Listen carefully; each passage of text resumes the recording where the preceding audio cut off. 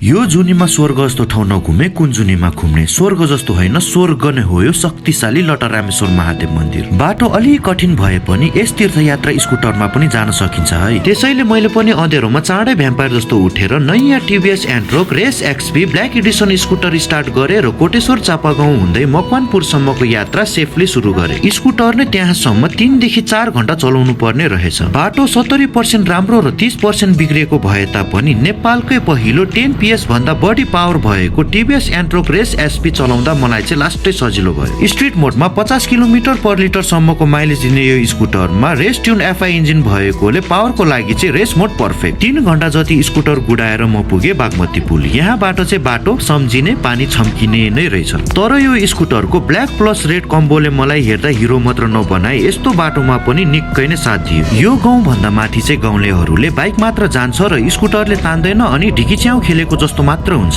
तर मलाई TVS Ntorq race XP को 6 भर डबल लोड गइदिए छैन केहीको डर। आधी घण्टाको अफरोड पछि म पुगे स्कुटर पार्क हुने अन्तिम ठाउँ। स्कुटर पार्क गरी 22 लिटर अन्डर सिट स्टोरेजमा हेलमेट र सामानहरू हालिहाले। यो स्कुटर स्मार्ट पनि हो है। यसमा ब्लुटुथ र एप कनेक्ट गरे कलर आइडी, एसएमएस, नेभिगेसन र 20 भन्दा बढी भोइस कमान्ड एक्सेप्ट हुनेछ। अब सुरु हुन्छ हाम्रो पैदल यात्रा। झन्डै 1.5 घण्टाको उकालो भएकोले मैले चाहिँ साप्रा नपासिने स्टाइल र कम्बर भाँची स्टाइल गर्दै दुध र कुच्चाको मकैले पेट भर्दै धार्मिक आन्टीहरूसँग बोल्दै रमाइलो गर्दै अघि बढे। सधैँ झोलामा बिस्कुट चाहिँ बोक्नै होला। यस्तो यात्रामा लोकल गाइडको रूपमा कुकुरहरू धेरै भेटिन्छन्।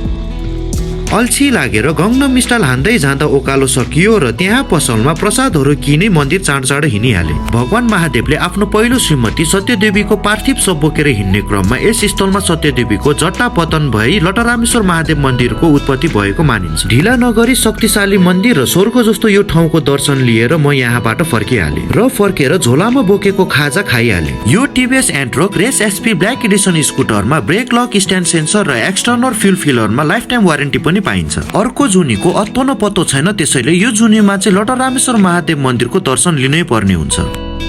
एन्ट्रोक बना त हुम्ला जुम्लालाई बनाएको रे, त्यही लिएर आएको हो भाइ बहिनीहरू।